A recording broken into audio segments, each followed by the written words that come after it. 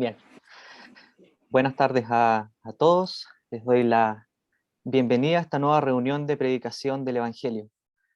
Y estoy contento de verlos a todos nuevamente, agradecido del Señor por esta nueva oportunidad que da de predicar el Evangelio, de escuchar su palabra, y sobre todo que aquellos que no son salvos puedan escuchar el mensaje de salvación. Para cumplir este objetivo, los invito a leer en el libro del profeta Ezequiel. Vamos al libro del profeta Ezequiel, capítulo 36, versículos 25 al 27. Al libro del profeta Ezequiel, Antiguo Testamento, capítulo 36, versículos 25 al 27. Dice así la palabra del Señor: Esparciré sobre vosotros agua limpia, y seréis limpiados de todas vuestras inmundicias, y de todos vuestros ídolos os limpiaré. Os daré corazón nuevo, y pondré espíritu nuevo dentro de vosotros, y quitaré de vuestra carne el corazón de piedra, y os daré un corazón de carne, y pondré dentro de vosotros mi espíritu, y haré que andéis en mis estatutos, y guardéis mis preceptos, y los pongáis por obra. Hasta acá la lectura de la palabra del Señor, y espero que la bendiga en sus corazones, que puedan ver que Dios obra en el corazón de las personas por medio de Cristo, por medio de la cruz y su sacrificio en favor nuestro. Y el mensaje de esta tarde está enfocado en lo que Dios hace por nosotros. Y vemos aquí que el profeta Ezequiel escribe a Israel cómo Dios obrará limpiando, transformando y guiando a los suyos. Y esto centra un tremendo precedente. Si se fijan, Dios hace la obra, Dios limpia, Dios transforma y Dios guía. Y es un argumento que se repite a lo largo de la Escritura, porque la humanidad es incapaz de cambiar sus propias vidas al nivel que Dios lo hace, porque Dios transforma, como nos dice el pasaje, cambia los corazones de piedra por uno de carne. Su obra no es reparar, su obra es transformar, es empezar de cero. Él da un nuevo corazón, no el tangible que pueden sentir en su pecho, sino que cambia todo su interior espiritualmente, les da una nueva naturaleza que permite que entiendan y cumplan el propósito que Dios tiene para ustedes. Él hace la obra por medio de uno que vino a este mundo para cambiar sus vidas y cambiar su eternidad. Para tratar todo este tema, voy a dividir el pasaje en tres partes, ¿bien? Así que, en primer lugar, veremos cómo Dios limpia nuestras vidas en el versículo 25. En segundo lugar, veremos cómo Dios transforma nuestras vidas en el versículo 26. Y finalmente veremos cómo Dios da un propósito a nuestras vidas en el versículo 27. Tres puntos: cómo Dios limpia nuestras vidas, cómo Dios transforma nuestras vidas y cómo Dios da un propósito a nuestras vidas. Así que vamos con nuestro primer punto: cómo Dios limpia nuestras vidas en el versículo 25. A lo largo de las Escrituras, Dios nos dice que la primera necesidad del ser humano es la de ser limpio de sus pecados. Debemos recordar que como seres humanos, descendientes de Adán, todos somos pecadores. La Biblia define el pecado como la infracción de la ley, como nos dice 1 Juan 3:4. Todo aquel que comete pecado infringe también la ley, pues el pecado es infracción de la ley. De tal forma que cualquier violación de la ley eterna es considerada como pecado. Bien, en la Biblia también se utilizan otros términos para referirse al pecado, como por ejemplo las obras de la carne, la transgresión, la rebelión, etc. Y en Gálatas aparece un listado de todas estas obras y las consecuencias de vivir en ellas. Por lo tanto, si el hombre no es limpio de su pecado, su alma está condenada al infierno. De aquí se desprende la primera necesidad de la vida del ser humano. Y para ello debe arrepentirse de todos sus pecados y hacer a nuestro Señor Jesucristo el Señor de su vida. Es importante decir que la infracción a la ley es una consecuencia de algo más grave que ocurre dentro de nosotros. Y es que el pecado está arraigado en lo más profundo del corazón del ser humano. Es un poder que controla y el ser humano es incapaz de zafarse de él. El pecado los condena y los mata día tras día, ensuciando sus almas, haciendo que hagan cosas que jamás pensarían que harían en diversas situaciones, donde, por ejemplo, voy a mencionar el orgullo.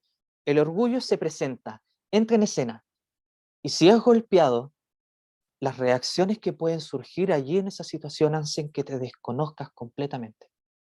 Por lo tanto, a la vista de Dios, el ser humano está sucio en sus delitos y pecados. Ahora, a la luz de las Escrituras, del pasaje que acabamos de leer, se menciona el agua, el rociar con agua. ¿Bien? Y hay que descartar inmediatamente el bautismo, ya que el objetivo del bautismo es dar un testimonio público de la fe del creyente y no limpia pecados. Acorde al contexto del pasaje, en los tiempos del Antiguo Testamento, específicamente en Israel, el rociar o el lavar con agua era señal de limpieza ceremonial. Como fuente de lo que les acabo de decir, utilicé el libro de Levítico, capítulo 15, versículo 21 y 22, y Números 19, versículo 17 al 19, por si quedan con alguna duda, allí aparece todo lo que les acabo de decir. Entonces, volvamos al tema, y si se fijan en el contexto del pasaje, primero el pecado ensucia, ceremonialmente hablando. Esto impide que alguien que está sucio pueda participar o ser parte de los ritos ceremoniales. Ahora aplicándolo a nuestros tiempos, a nuestra realidad, a nuestras circunstancias, si no han creído en Cristo, ustedes son incapaces de acercarse a Dios porque su pecado no está limpio. Y Dios es un Dios santo que no tolera el pecado. Entonces aquí está su condición frente a Dios. Y el pasaje nos dice que Él va a limpiar. Una limpieza de adentro hacia afuera, desde el interior, donde está alojado el poder del pecado, va a ser limpiado por Él. La pregunta es ¿cómo? ¿Cómo algo tan grave puede ser limpiado? ¿Cómo va a ser simplemente limpiado? ¿Cómo lo va a hacer? Resulta que los pecados fueron limpios gracias a que Dios mismo envió a su Hijo a este mundo para limpiar los pecados. Ahora quiero que tengamos esta premisa en mente. Para que alguien limpie algo, tiene que estar limpio para no volver a ensuciar. ¿Bien? Eso es algo básico cuando uno va a limpiar algo. Y resulta que Dios envía a alguien ceremonialmente puro, limpio de pecados, incapaz de pecar, para llevar la suciedad y el pecado de un mundo completo, cargando el pecado en su cuerpo en la cruz del Calvario, sufriendo el castigo eterno en su cuerpo, derramando su sangre preciosa por este, y por este sacrificio los pecados son limpios una vez y para siempre. ¿Con qué objetivo? Para que tengas la oportunidad de escuchar este mensaje, para que tengas la oportunidad de ser limpio y de poder entrar libremente a su presencia y tener, ¿qué cosa? Esperanza. Tener esperanza. Porque el que está sin sus pecados limpiados, perdonados, el único destino que le espera es el infierno, la condenación eterna. Y resulta que esta limpieza es tan profunda que no es simplemente reparar lo que está malo en ti. Usemos el ejemplo de una casa. Hagamos que tu vida es como una casa. ¿Bien? Dios simplemente no va a cubrir con yeso las paredes que están rotas, o echar cemento en un piso que está lleno de hoyos, o poner ventanas nuevas, o limpiar cañerías, o poner tablas en los escalones que faltan, o limpiar los hongos de las paredes, porque resulta que la casa está tan podrida que incluso sus cimientos no son reconocibles. Las paredes se caen, están quebradizas, el techo se hunde y esa casa no da para más. Entonces la limpieza que Dios ofrece es tan profunda que hay un cambio completo desde los cimientos, haciendo todo nuevamente. Y esto nos lleva a nuestro segundo punto, cómo Dios transforma nuestras vidas en el versículo 26. Y si se pueden fijar, aquí en este versículo Vemos la segunda necesidad de la humanidad. Vemos un cambio completamente radical, un cambio interior que Dios realiza en el ser humano, que cree en su palabra. En el pasaje se presentan dos tipos de corazones, uno de piedra y otro de carne. Podemos deducir que la piedra es dura, que la piedra no tiene vida, que la piedra no siente, que no se afecta, que está allí quieta, en un estado inerte. Y es una imagen bastante gráfica de cómo Dios ve el corazón del pecador, como corazones indolentes, endurecidos por el pecado, corazones que son incapaces de ver por sí mismos que están pecando, porque no sienten. Y si Dios no hubiese sido claro en su palabra, nadie sabría que está pecando, ya que no hay sensibilidad ante el pecado. Al contrario, hay orgullo, hay endurecimiento, y lo que es más lamentable es que hay personas que creen que tienen corazones de carne, pero su corazón está tan duro que aún no se dan cuenta de su verdadera realidad, engañados por la religión o falsas doctrinas, creyendo que las obras cambiarán este corazón o simples ritos van a marcar una diferencia. Pero ante Dios mismo, sus corazones son corazones que nos afectan ante su palabra, corazones que no reaccionan a la voz de aquel que los quiere salvar. Y al contrario, reaccionan con orgullo frente a la verdad del Evangelio, cegándose en sus tradiciones, que resultan ser más cómodas ante la verdad del Evangelio. El profeta Jeremías en el Antiguo Testamento nos da un diagnóstico de cómo Dios ve el corazón de las personas, como ahora están sin Cristo. Dice en Jeremías 7, versículo 24, y voy a citar en versión Reina Valera contemporánea. Pero ellos no me hicieron caso, ni me prestaron atención, sino que por la terquedad de su malvado corazón siguieron sus propios consejos y en vez de avanzar, retrocedieron. Más adelante, en Jeremías 17, versículo 9, y voy a citar, el corazón es engañoso y perverso, más que todas las cosas. ¿Quién puede decir que lo conoce?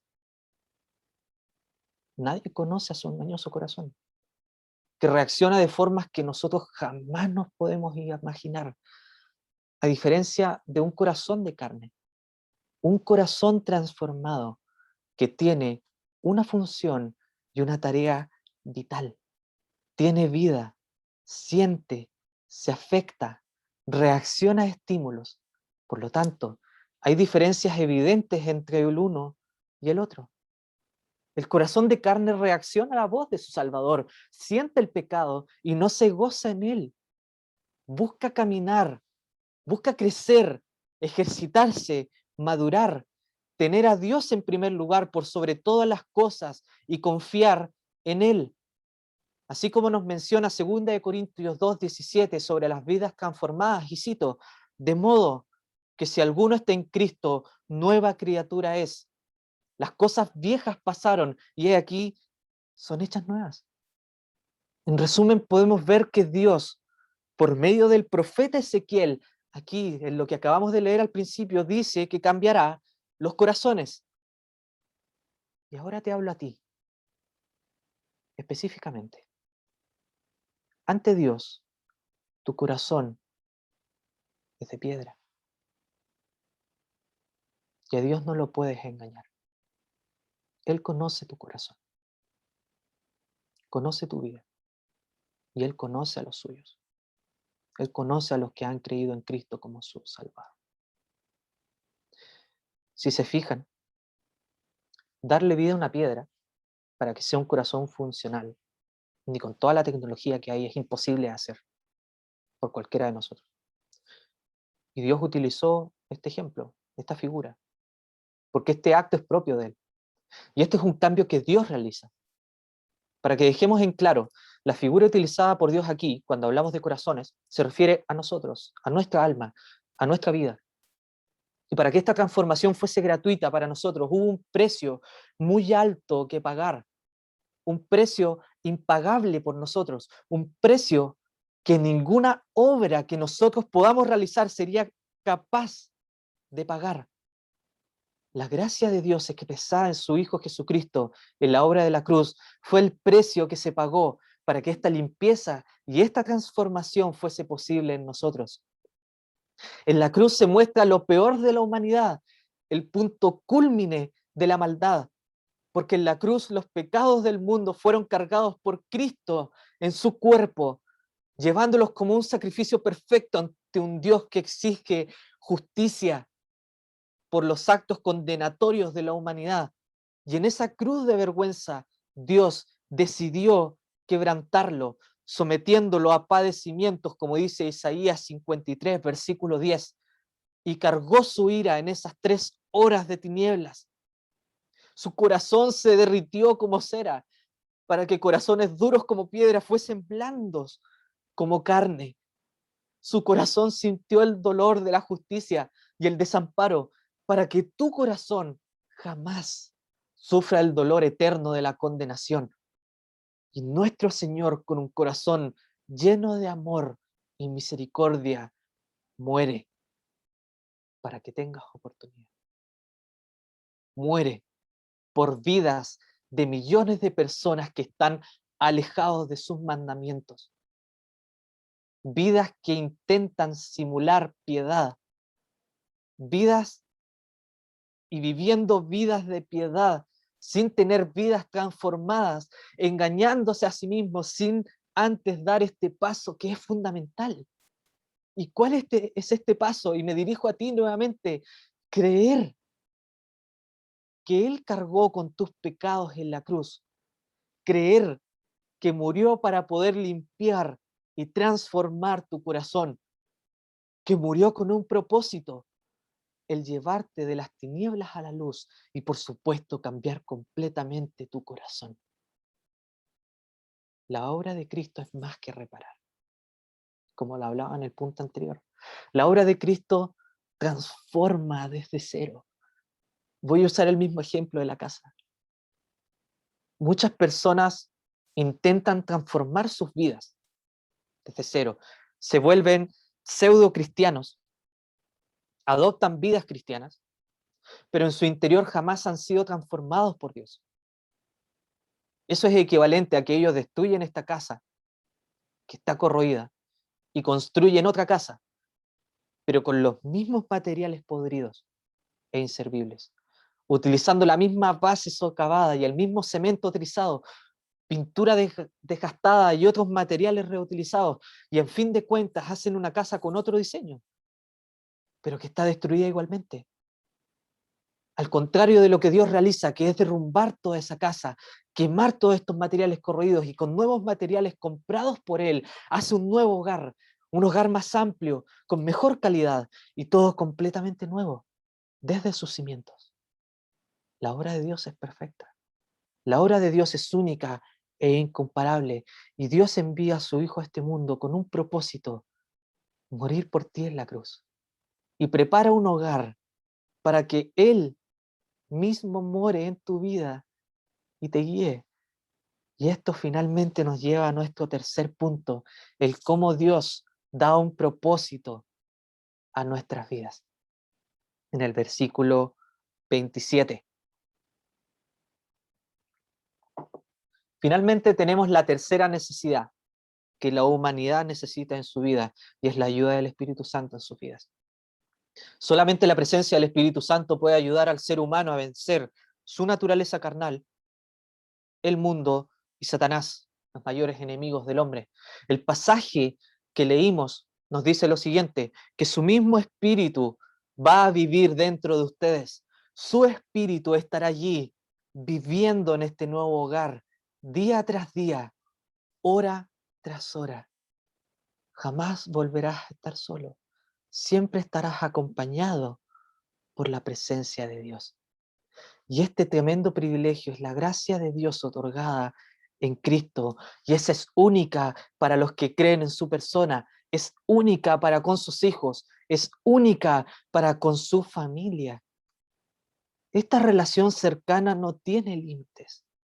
Es un privilegio único que solo puedes obtener mediante el arrepentimiento de sus pecados, confesando ante el juez justo y eterno los pecados que pesan en sus vidas, los pecados que están arraigados en lo más profundo de sus corazones, pecados que salen a la luz ante el brillo de las Escrituras. Puede ser que después de todos estos minutos tu orgullo esté dolido. Pueden ser años viviendo una vida de piedad sin ser transformados por Dios. Pero es lo que nos dice el pasaje. De hecho, aquellos cuyo corazón es de piedra no pueden andar en las ordenanzas de Dios, ni guardar sus mandamientos, y menos ponerlos por obra. ¿Por qué? Porque el versículo 27 es el resultado de la obra de Dios y los corazones de carne. Y solo los corazones transformados pueden cumplir sus ordenanzas, guardar sus mandamientos y ponerlos por obra con la ayuda del Espíritu que Dios otorga. Así que dejen este engaño.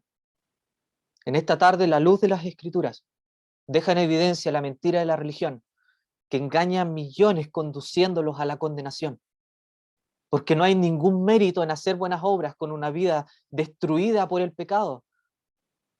Y tenemos el mayor ejemplo cuyo corazón estuvo puro desde la eternidad. Un corazón que jamás vio pecado ni fue corrompido por la maldad. Un corazón alejado de todo lo malo que este mundo ofrece y que al venir a este mundo se mantuvo puro. Si se dan cuenta, el corazón del Hijo de Dios obedeció sin dudar el mandato del Padre, que le dijo, ve al mundo y muere por ellos. Y él sin dudarlo vino y murió para salvarnos. Ante este ejemplo vemos que solo un corazón de carne es capaz de obedecer los estatutos, guardar los preceptos y ponerlos por obra. Jesús de Nazaret murió en la cruz de una forma perfecta, amando a Dios por sobre todas las cosas.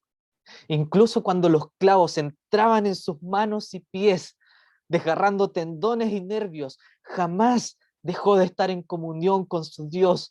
Oraba mientras lo estaban clavando y cumplió el mandamiento: amarás al Señor tu Dios con todo tu corazón, con toda tu alma y con todas tus fuerzas, y a tu prójimo como a ti mismo. Porque en el Calvario, incluso sufriendo la ira de Dios por nosotros, Él exclama, Dios mío, ¿por qué me has desamparado?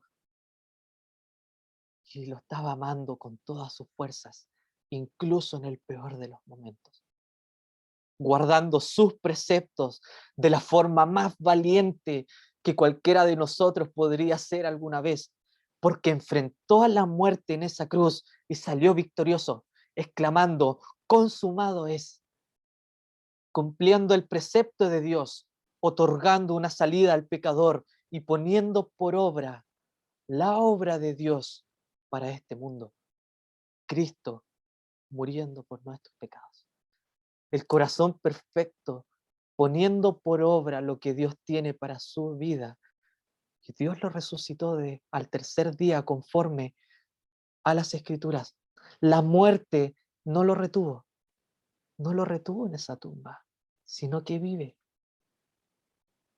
Y lo más grandioso es que aún tiene propósitos que Él tiene que cumplir en un futuro no muy lejano, con todos aquellos cuyos corazones han sido transformados por su gracia.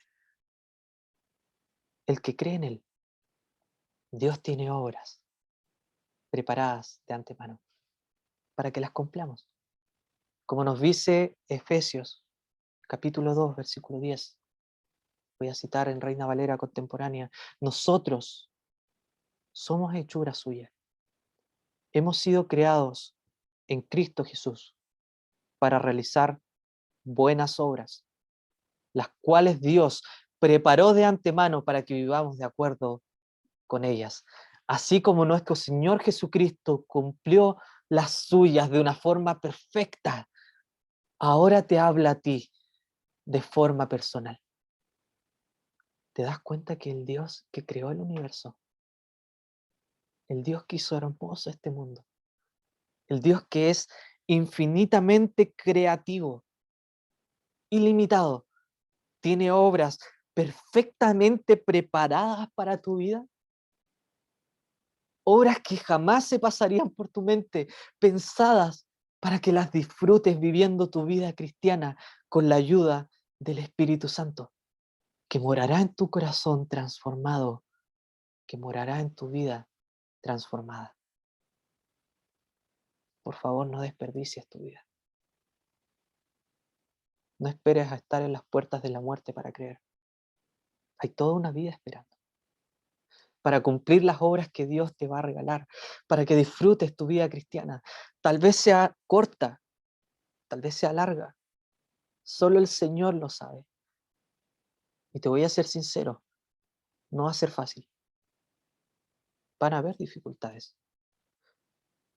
Pero todos estos sufrimientos por Cristo van a valer la pena, ya que por toda la eternidad te gozarás y vas a poder descansar finalmente en los brazos de tu Salvador. Así que confía en Él. Deja este engaño que te hace creer que eres salvo viviendo una vida piadosa. Deja de pensar que tu vida de solidaridad y amor van a hacer una diferencia. Frente a un Dios que ve la realidad de tu corazón, recuerda eso siempre. No puedes engañar a Dios. Él sabe la realidad de tu corazón. Así que confía en la obra de la cruz. Cree que Jesús de Nazaret cargó con tus pecados en el Calvario y cree que Dios le resucitó de entre los muertos y serás salvo. No esperes más.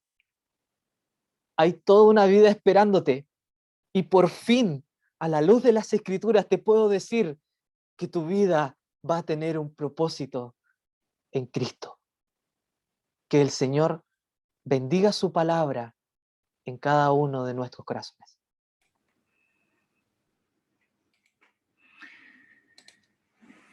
Muy bien. Damos las gracias a nuestro hermano Alexander, que nos ha dado esta primera parte de la predicación del Evangelio. Se me venía a la mente por momentos la parábola del buen sembrador, cuando decía que había parte de la semilla caía en la roca y estaba tan dura que no echaba raíces, no había forma. Y tal vez hoy, que se ha esparcido esta semilla, pudiera ser que parte caiga en una roca. Y no queremos eso. Nos encantaría que usted pudiera poner su corazón, no de piedra, sino un corazón de carne, un corazón con buena tierra, donde esa semilla que es el Evangelio pueda caer, pueda enraizar, germinar y dar muchísimo fruto para Dios. Eso es lo que nos gustaría. Para esta segunda parte quiero que tomemos un tema que puede ser algo familiar para usted o puede que no lo sea. En 3 semanas más corresponde la fiesta de Pentecostés, una fiesta judía, una de las 7 fiestas de los judíos. Esta es una fiesta que ocurre 50 días después de la Pascua.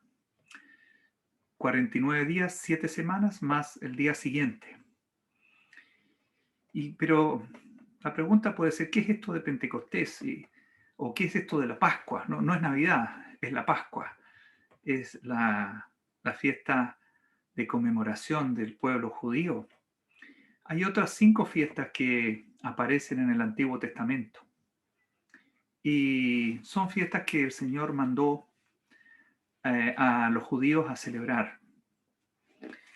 Les mandó que conmemoraran ciertos acontecimientos muy, muy especiales, muy particulares. Cada uno tiene un significado muy especial. Saben que muchos comentaristas, y analizando en detalle estas 7 fiestas, podemos revisar que ellas nos hablan del Señor, de nuestro Señor. Son fiestas que fueron enviadas y mandadas por Dios en el Antiguo Testamento al pueblo judío. Sin embargo, nuestro Señor cumplió y cumplirá algunas que aún no aparecen todavía. Quiero que revisemos en estos minutos que nos quedan, revisemos rápidamente las fiestas, su origen y cuál es la figura que dan frente a nuestro Señor y cómo me involucran a mí y a ti. Vamos a compartir una lámina que tengo. Ahí estamos. Muy bien. Estas son las fiestas.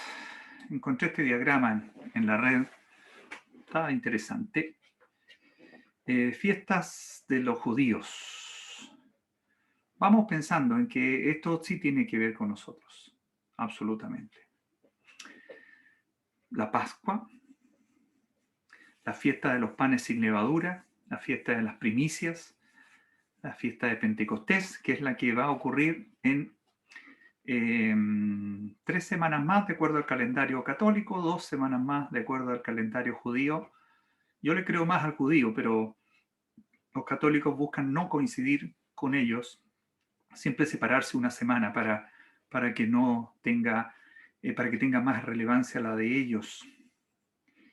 La fiesta de las trompetas, la fiesta del día de expiación y la fiesta de los tabernáculos. Vamos a dar una breve explicación de cada una de ellas y luego vamos a revisar que algunas de ellas ya se cumplieron, no en el pueblo judío, sino en el pueblo cristiano, porque nuestro Señor es de quien hablan estas fiestas desde el Antiguo Testamento. Toda la Escritura, toda la palabra habla de nuestro Señor y estas fiestas no pueden ser la excepción. Vamos a ver qué nos dicen estas fiestas. La fiesta de la Pascua se hacía para conmemorar la salida de Egipto. No vamos a dar muchos detalles hoy día, porque nos interesa ver cómo es que estas fiestas finalmente se cumplen en nuestro Señor. La Pascua se celebraba para conmemorar y recordar para siempre, dijo el Señor, la salida de la esclavitud de Egipto, la Pascua. Y fíjense que nuestro Señor elige exactamente esa fecha, precisamente esa fecha, para ir a la cruz. Cruz que tiene que ver contigo y conmigo. Cruz que hoy día todavía nos habla y hoy día puede inferir en nuestras vidas. La fiesta de los panes sin levaduras. Es una fiesta que empieza inmediatamente después de la Pascua y nos habla de andar en pureza luego de la liberación. Vino la Pascua, vino la liberación, la salida de Egipto, de la esclavitud, e inmediatamente el Señor mandaba hacer la fiesta de los panes sin levadura. La levadura representa muchas veces el pecado. Así que tenemos una fiesta de liberación y tenemos una fiesta de pureza. Pureza debido a la liberación. La fiesta de las primicias. Las primicias son los primeros frutos. Lo primero que se cosecha. Cuando viene la época del trigo y las primeras gavillas, las primeras.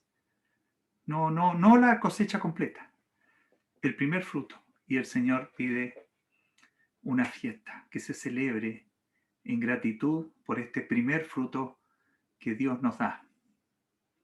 Estamos dando el significado que tiene para los judíos las diferentes fiestas. La fiesta de Pentecostés, que es una fiesta que se realiza una vez que ya está terminando la cosecha. terminando la cosecha, y es una fiesta fuertemente de gratitud por esta cosecha que termina.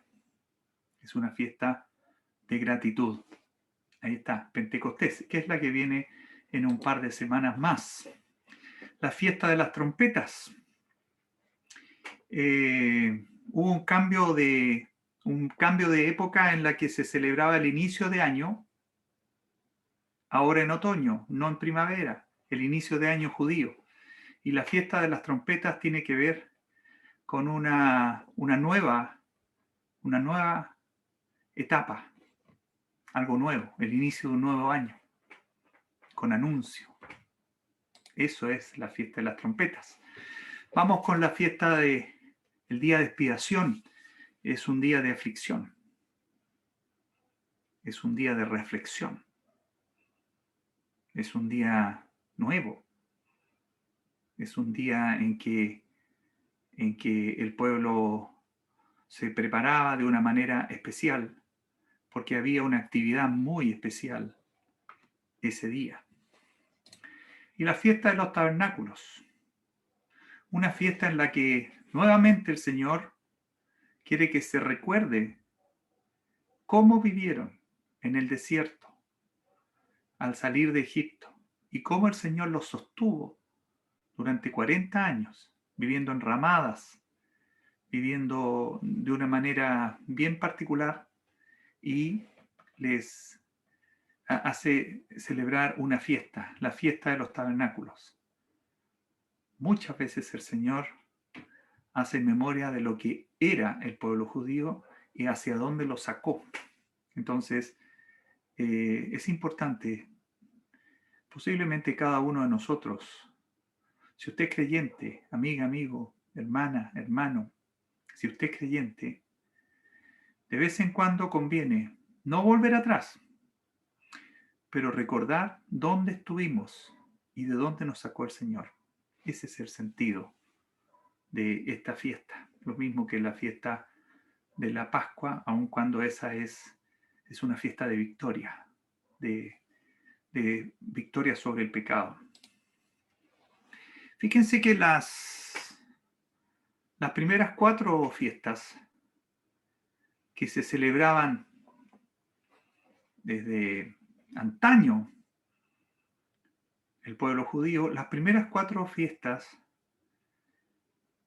podemos pensar que Jesús las cumplió él a cabalidad. Son 4 fiestas que el pueblo judío sigue celebrándolas el día de hoy, pero que el pueblo cristiano, somos los seguidores de Cristo.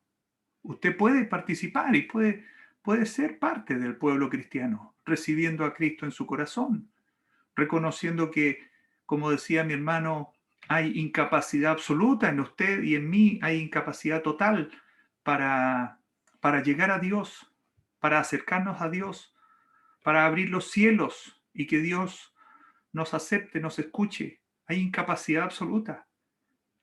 Por lo tanto, si usted acude a Cristo en vez de acudir a su propio esfuerzo, usted puede hacerse parte de este gran cuerpo que es la iglesia.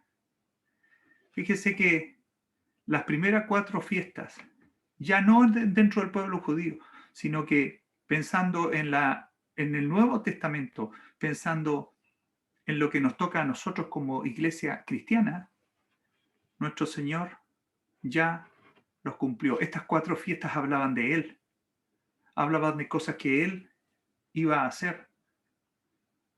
Las últimas 3 fiestas que van a ser cumplidas en el futuro, también para la iglesia, también hablan de Él. Hablan de algo muy especial que el Señor va a hacer. Entre medio, estamos ahora en el medio. Estamos entre Pentecostés y las trompetas. Es el período de la iglesia. Ahí estamos.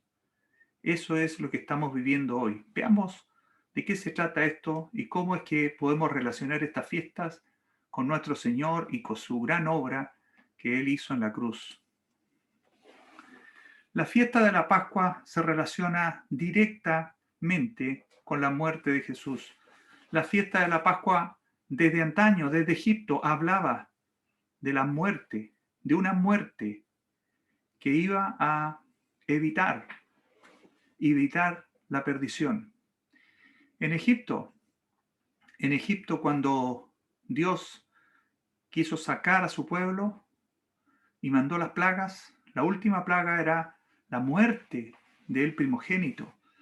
Y Dios ordenó que un cordero muriera y que un cordero fuera sacrificado y que la sangre de ese cordero iba a servir de pintura para el dintel de la puerta. Y todas las casas que estuvieran con esa pintura, la muerte iba a pasar de largo.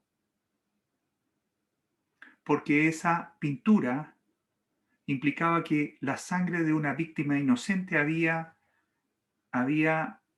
sido derramada en esa casa. Sabe que el Señor Jesús, cuando va a la cruz, derramó su sangre inocente. Él es sin pecado, es impecable.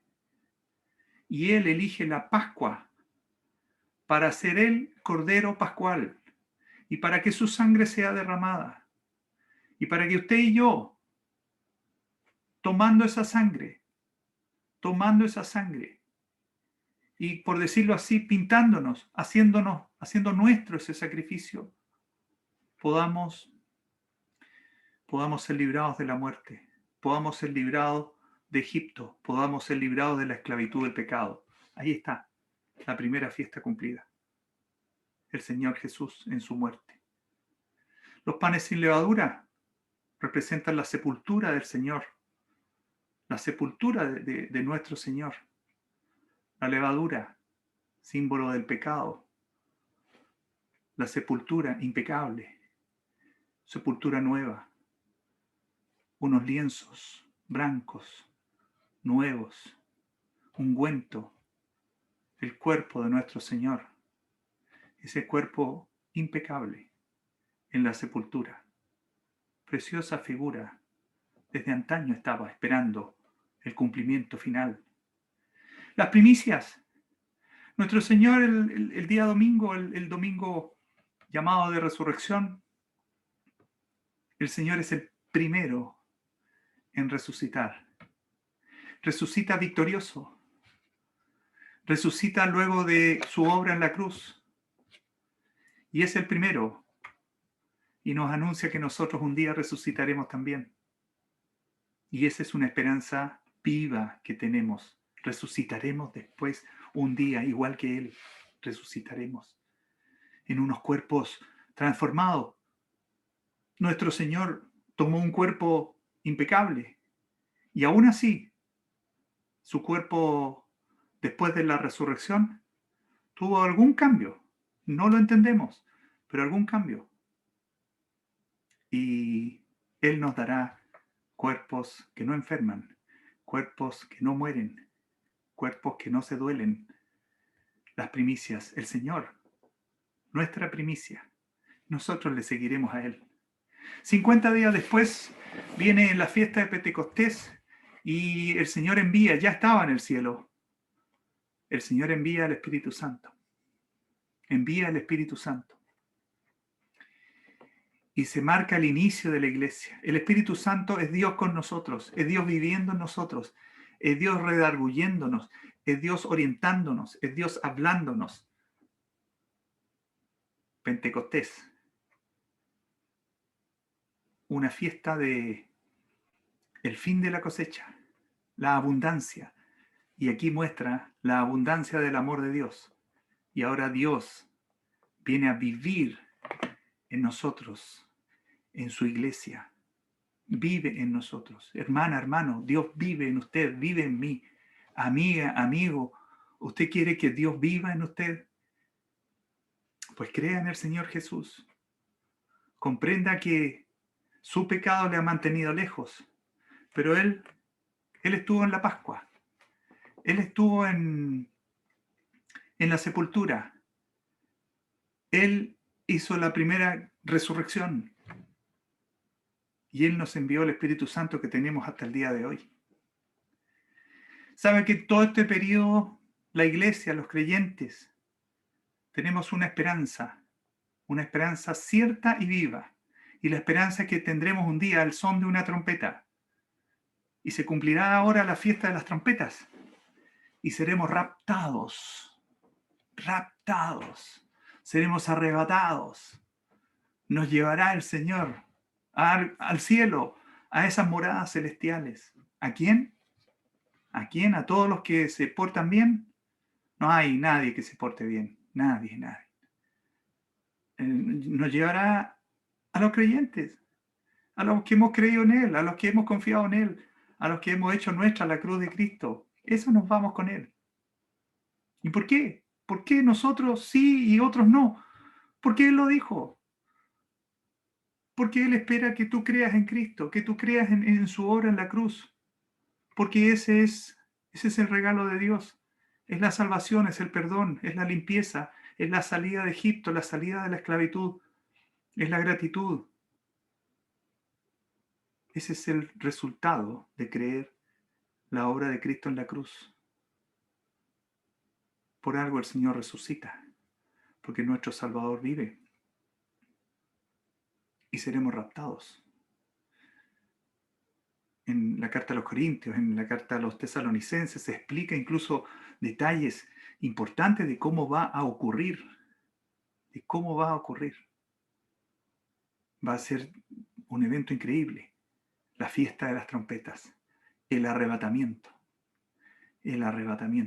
Creemos firmemente que ese es el próximo evento que viene. ¿Quieres estar ahí? ¿Quieres unirte a todos nosotros? ¿Sabes qué? Somos tan malos y pecadores como tú. Si no somos mejores, somos tan malos y pecadores.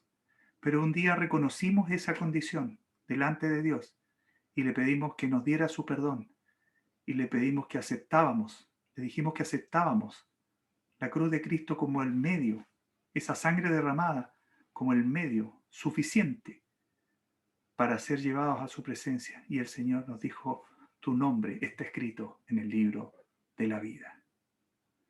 ¿Somos mejores? No. Somos salvos, porque Él nos salvó. El día de la expiación se asocia a la segunda venida de Cristo, una segunda venida diferente, una segunda venida ya no en relación con el pecado. Y la fiesta de los tabernáculos se puede asociar al milenio, ese periodo que se habla de 1000 años, que no sabemos si van a ser 1000 años, miles de años, no lo sabemos, no conocemos los tiempos de Dios, Dios no tiene tiempos, y podremos estar con Él para siempre. Después vienen otros acontecimientos, pero ya estaremos con el Señor. Los 3 últimos faltan por cumplirse. Son de las fiestas judías que aún nuestro Señor no las ha asociado a Él, porque todas estas fiestas hablaban de Él. Y estamos realmente asombrados de cómo toda la palabra habla de nuestro gran Dios y Salvador Jesucristo. Fíjese que la palabra nos habla de Él. Entendemos por su palabra que toda la acción de Dios está centrada en su Hijo. Todo está centrado en su Hijo. Y a través de Él se centra también en sus criaturas, en nosotros. Todos somos criaturas de Dios. Usted y yo somos criaturas de Dios. Pero ¿sabe qué? Y no se sienta ofendido, ofendida, por favor. No todos somos hijos de Dios. Para ser hijo de Dios hay que nacer en la familia de Dios. Usted y yo nacimos en una familia terrenal un día, con padre, con madre. Pero el Señor explica en su palabra, en Juan capítulo 3, y en más de alguna ocasión, explica que es necesario nacer de nuevo, que es necesario nacer espiritualmente, es necesario morir a esta vida espiritual negra que tenemos y nacer a una vida nueva, una vida que se nace en Cristo, cuando usted cree en Él. Las fiestas que ya se cumplieron hablan de la gran obra de Cristo, cuando Él cambia Él cambia la forma, porque cumpliendo la ley nadie puede ser salvo, dice la propia Escritura, porque nadie es capaz de cumplir la ley. Él, el único que sí cumple la ley, Él se presenta cual sacrificio vivo y perfecto. Y si tú crees en Él, entonces puedes considerarte que has nacido de nuevo. Las fiestas que no se han cumplido todavía son fiestas que hablan del resultado de esta obra ya en la eternidad, cuando el Señor ya venga por su iglesia, cuando el Señor ya venga a reinar, cuando el Señor más adelante elimine a todos los enemigos que tiene el ser humano. Nosotros tenemos muchos enemigos, partiendo por nuestros cuerpos mismos. ¿Participarás tú en la fiesta de las trompetas? ¿Escucharás tú esa trompeta y serás arrebatado? En el aire, dice la Escritura, en el aire, nuestro cuerpo será transformado. Los muertos en Cristo, los creyentes que ya murieron, resucitarán en cuerpos transformados y nosotros también seremos transformados y nos encontraremos con el Señor en el aire y estaremos con Él para siempre. ¿Participarás tú en la fiesta de las trompetas o ni siquiera escucharás la trompeta porque no serás llamado, porque tu nombre no está inscrito en el libro de la vida, porque no has querido creer en Cristo? Cree en el Señor Jesucristo. Viene la fiesta de la expiación, la segunda venida. El Señor estará con su esposa, la iglesia, nosotros. ¿Participarás en la fiesta de los tabernáculos? ¿Estaremos con el Señor en un gobierno perfecto en el milenio? No sabemos cómo. No es como ahora. No es esto de ahora. 1000 años con el Señor. Pero luego una eternidad con el Señor en la nueva Jerusalén, en los cielos nuevos y tierra nueva. Cree en el Señor Jesucristo y estas promesas y estas fiestas, las pasadas y las que vienen, serán también para ti como un actor y un participante principal. Vamos a orar para terminar esta reunión. Padre Celestial, una vez más te damos gracias por tu palabra, te damos gracias por tu bendición, te damos gracias por tu Hijo. Todo lo has centrado en Él, y Él todo lo ha hecho y lo hace y lo hará bien, porque Él es Dios, unos contigo. Gracias. Una vez más te damos gracias por darnos tu bendición, por hacernos partícipes de estas maravillas, por tener una promesa de que vendrás a buscarnos, que nuestro Señor, nuestro Salvador, Él mismo en persona vendrá y nos llamará a las nubes, en el aire.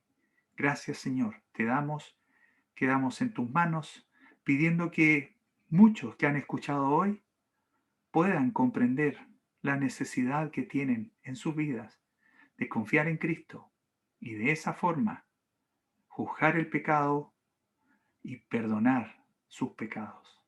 Gracias, te damos, quedamos en tus manos en el nombre del Señor Jesús. Amén.